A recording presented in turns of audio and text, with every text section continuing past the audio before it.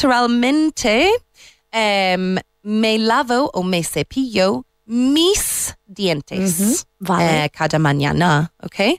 Mis dientes, tus dientes, sus dientes, nuestros dientes, vuestros dientes y sus dientes, ¿ok? Porque aunque en español os referís a los dientes como algo no personal, ¿no? Los dientes, nosotros tenemos que especificar que son mis dientes. Que son dientes. los vuestros. Los míos, exacto, ¿ok? Entonces, ¿cómo dirías tú en inglés? Él cepilla los dientes cada mañana. He brushes his teeth. Tercera persona del singular, por favor. He brushes his teeth every morning. Good. ¿Y yo?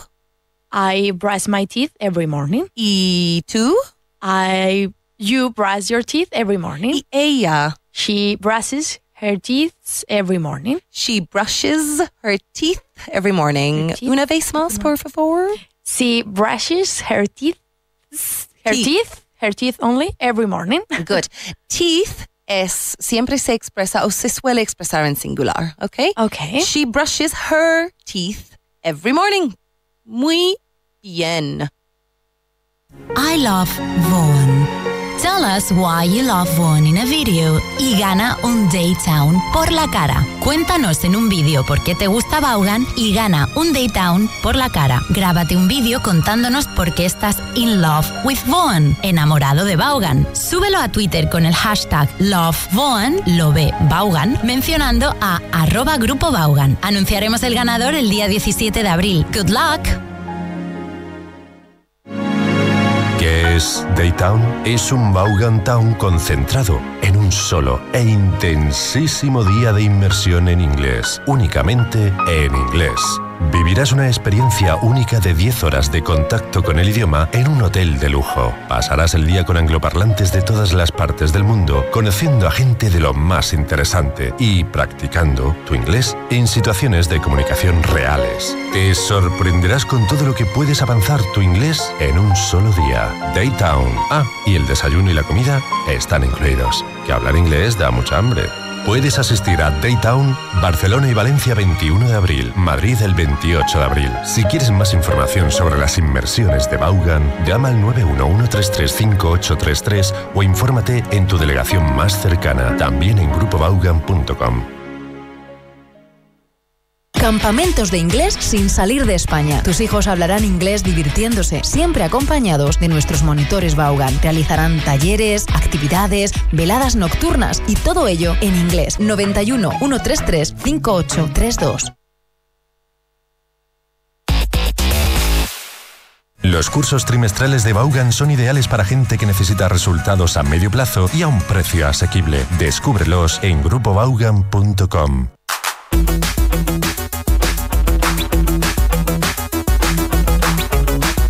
Aquí comienza Inglés Online TVE.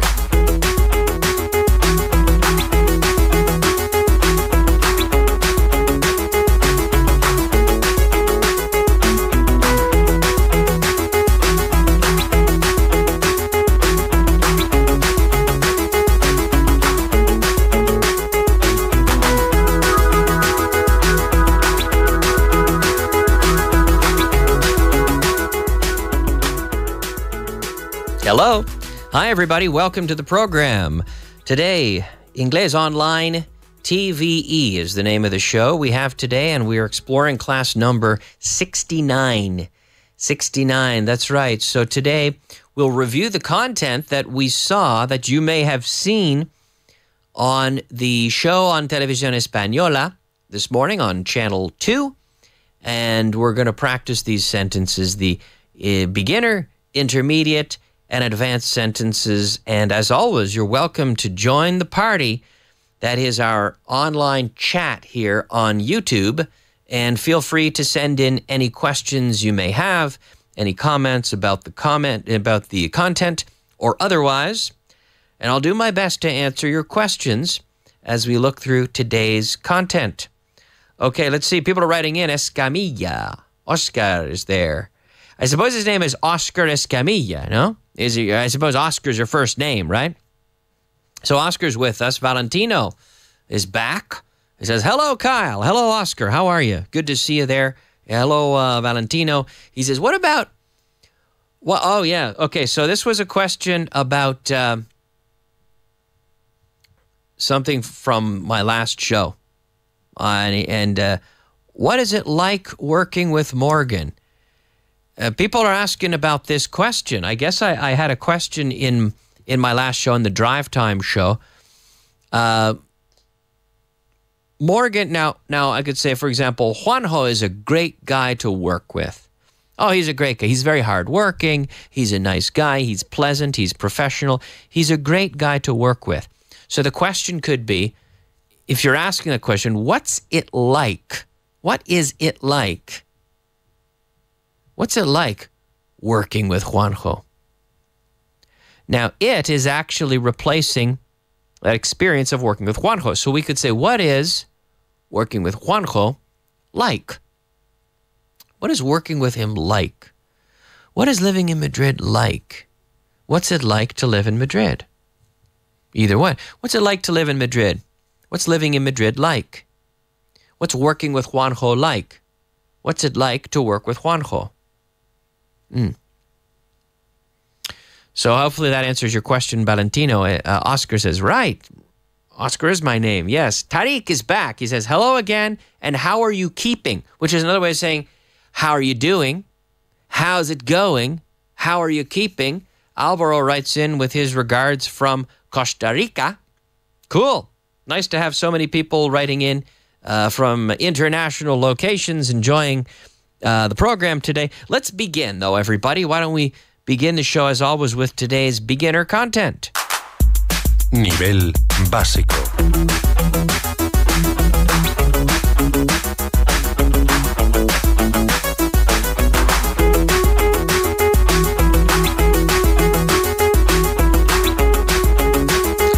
Nivel básico, everybody. It's time for the beginner content of our program. And the sentence today: are there any biscuits left? Are there any biscuits left?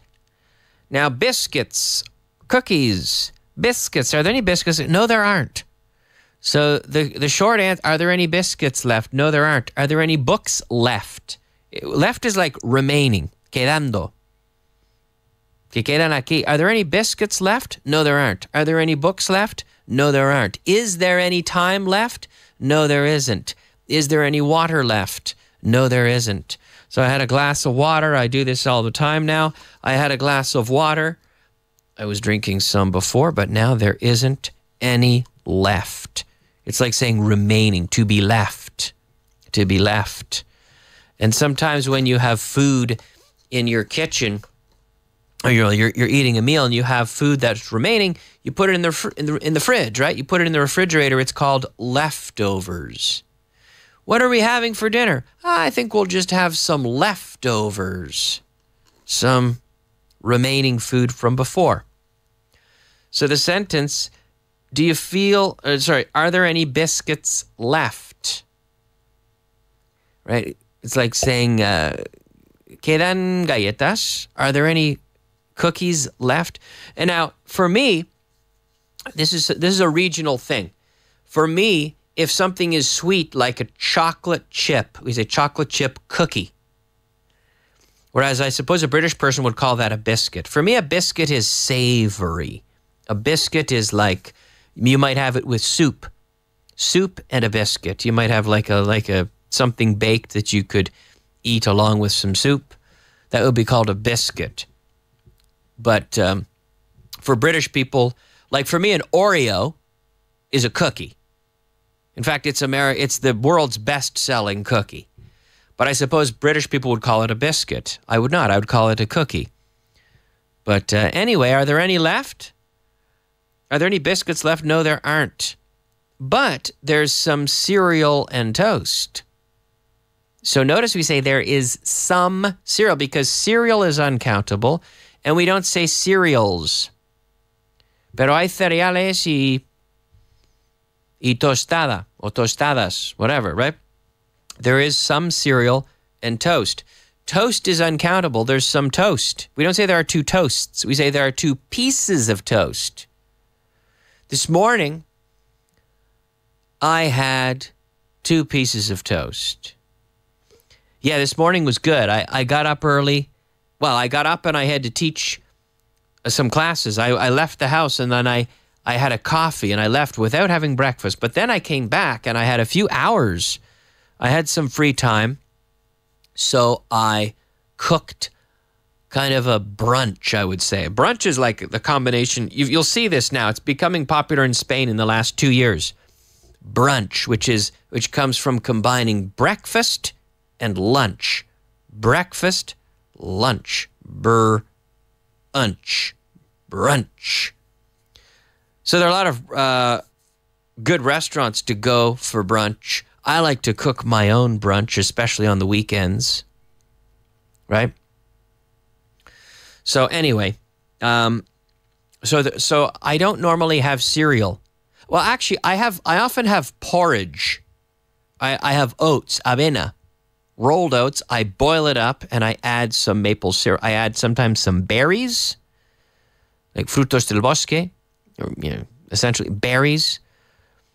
And I go to the grocery store and I buy a frozen bag of berries. So it's got, notice we say berries for all this stuff. Raspberry, strawberry, blueberry. These are all berries.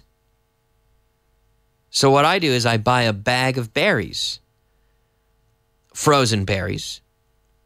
This is my morning routine. Not every day. It's the healthy version. I boil some avena, oats, rolled oats. I boil it up. And I boil it up and then I add some frozen berries. And the berries, of course, thaw out. They get very warm and nice. And I just boil that. That's all with the oats, the berries. And then I take it out and I add a little bit of maple syrup, sirope de arce. Maple syrup. I add some of that on top. Very nice. Healthy. Also healthy breakfast. Try not to eat too much sugar, but it's good. And then sometimes I also make a smoothie, which is like un batido. I put a banana, some more of the frozen berries, maybe some soy milk, a few things like that. Blend it up and drink it, and it's a healthy way. I think a fairly healthy way. That with my cereal, good breakfast. But on the weekends, I like to make bacon and eggs. I like to do that when I have extra time on the weekends. So our sentence today, are there any biscuits left? No, there aren't. No, there aren't. And I'd like you to say that in one syllable. Are not links to aren't. We don't normally say aren't. We say aren't. No, there aren't. Are there any biscuits? No, there aren't. But there's some cereal and toast. So cereal and toast, uncountable. There is some cereal. No se dice cereals. We say cereal. There's some cereal and toast. Right? Toast, also uncountable. When we want to quantify it, we have to introduce a unit. In this case, a piece. There are 2 pieces of toast. There's some toast. Are there any biscuits left? No, there aren't. But there's some cereal and toast. Okay? People are writing in. Oscar says, is this rule left to say todavía only applying to the question is and are there? To be left. Well, it's with the verb. In the answer, for example, like I said, I had some toast with my breakfast this morning, and there's a piece left. Queda un trocito. There's one piece left. O queda algo del pollo de anoche. There's some of last night's chicken left. Yeah, it's still in my refrigerator. There's some left. So left doesn't mean todavía. It means que queda. It's like quedando. Be careful with that one, Oscar. It's like remaining. Okay? Valentino. No. Tariq says, what means? Now, be careful. You need your auxiliary verb there, my friend. What means get screwed? Well, that's not a very nice thing to say. If someone says get screwed, that means like, beta. And it's like, get out of here. I'll put it that way. Valentino says, brunch is a combination of breakfast and lunch. Correct. Now, is it always taken in between? I don't know. Taken in between? No. Well, it applies to a meal at that time of the day, but brunch, some places serve all-day brunch. Typically, a classic brunch would be, I would say, from 10 in the morning until 3 in the afternoon, maybe. Brunch. Okay? All right, everybody. So our beginner sentence, are there any biscuits left? No, there aren't. Bet there's some cereal and toast. All right, let's go ahead with our intermediate sentence. Nivel intermedio.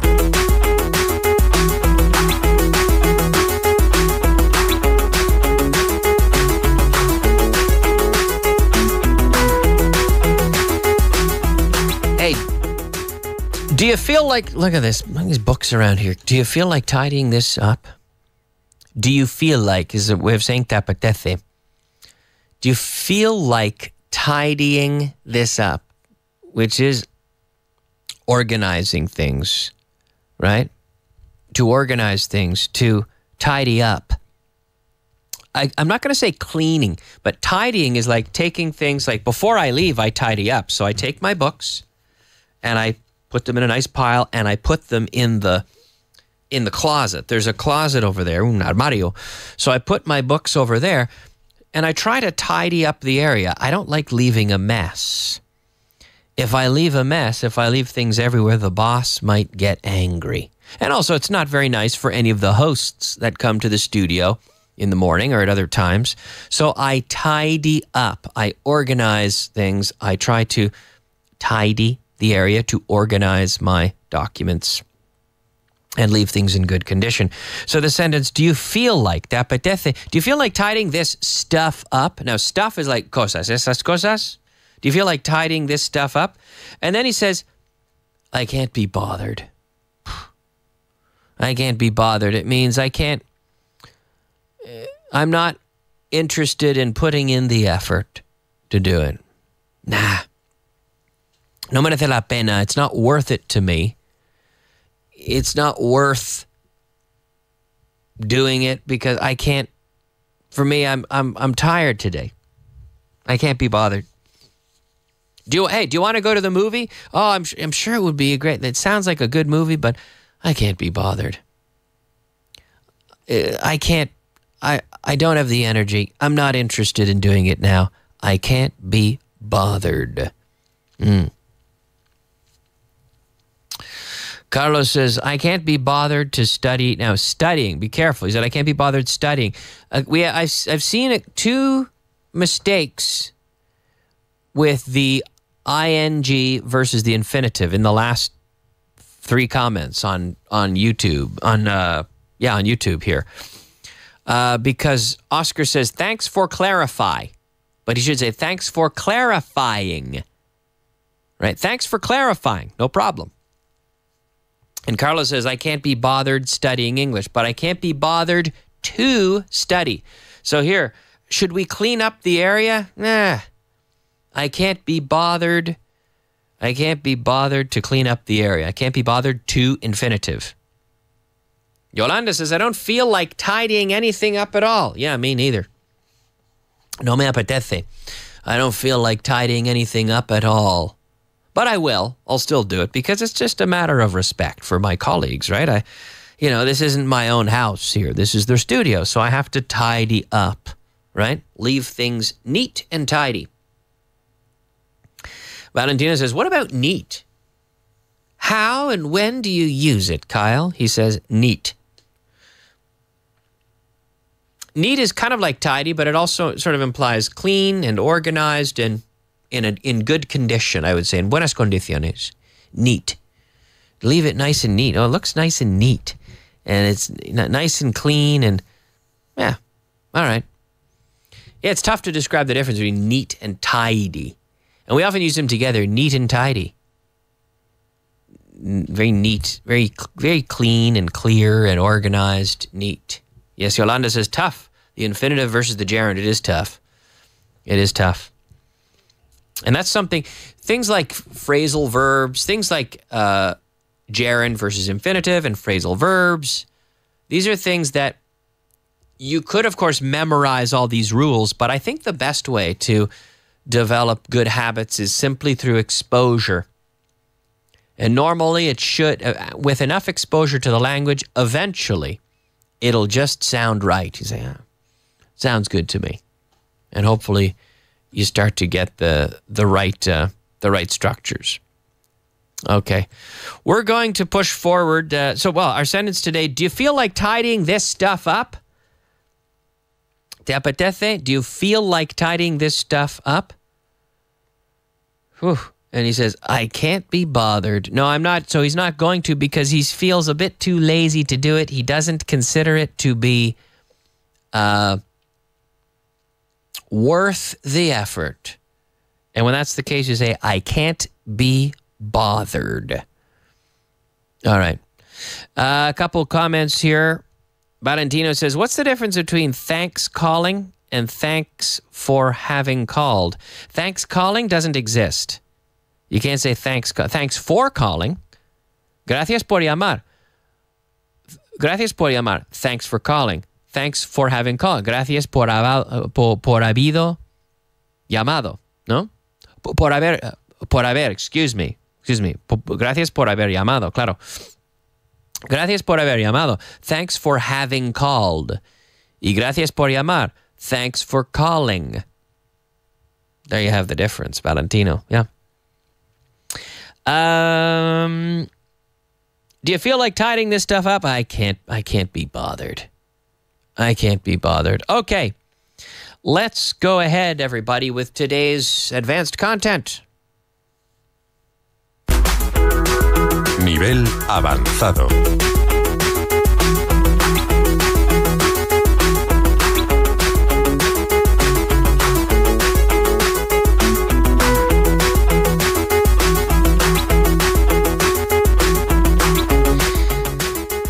Nivel avanzado. Well, it seems like everyone's been able to make the meeting. That's a relief. Que alivio, no? What a relief. Whew. What a relief. Or we could say, well, that's a relief. That's a relief. It seems like everyone, parece que. It seems like everyone has been able to make it to the meeting. That everyone has been able to.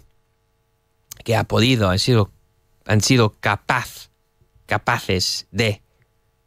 Right? They have all been able to. They were able to, or they've been able to make it. Now, to make it is an interesting phrasal verb. To make it means to be able to arrive, or to be able to attend. I'm sorry, I can't make it to the party. I've got a previous engagement. I have other friends. I told them I would be with them having dinner that night. I can't make it. I wish I could make it, but I can't make it. I'm sorry. Or I won't be able to make it. I'm not going to be able to make it.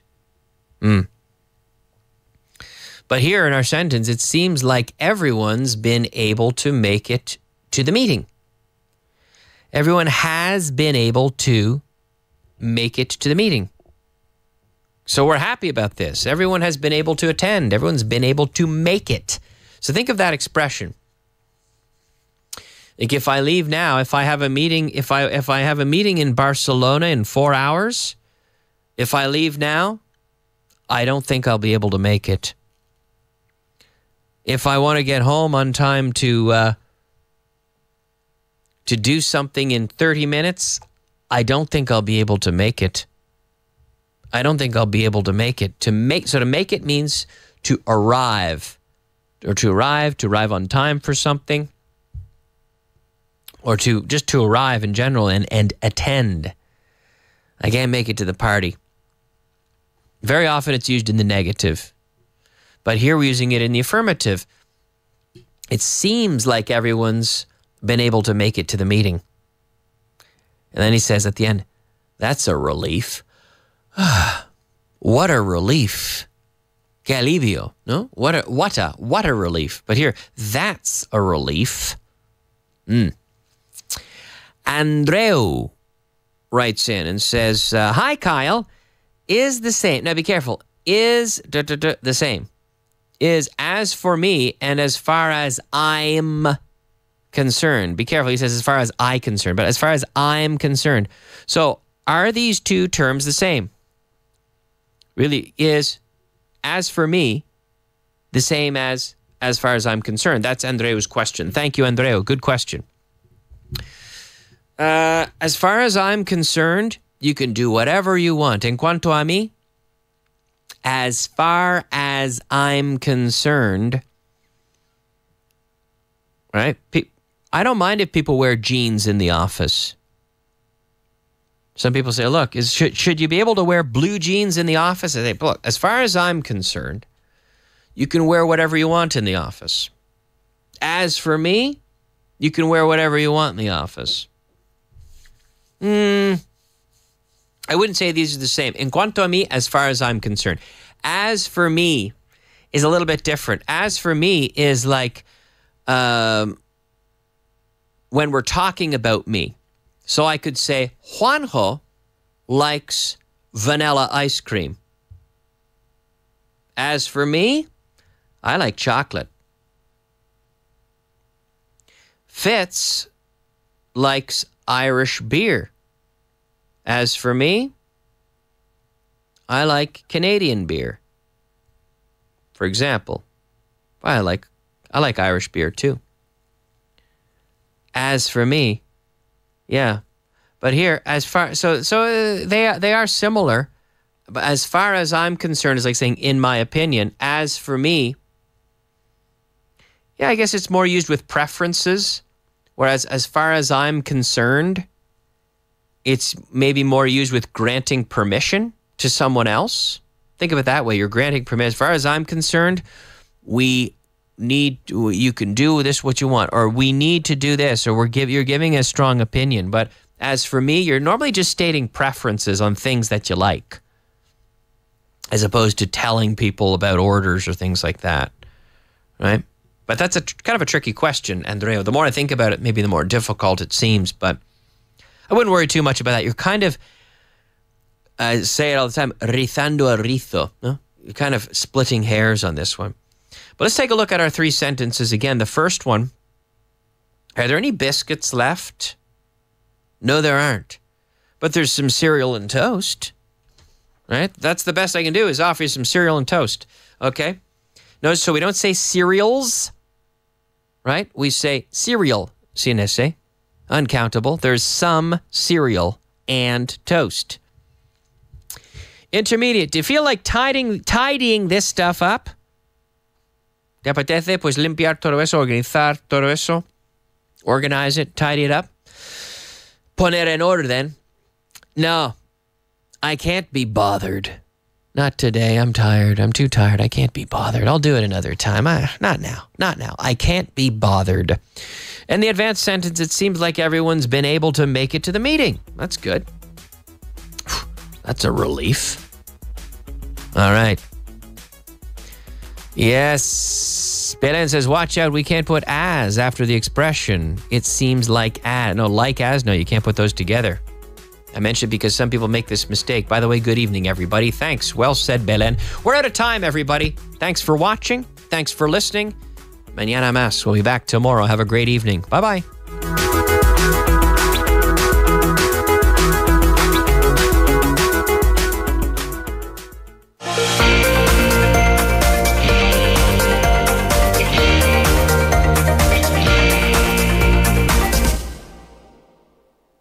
¿Y tú qué has hecho?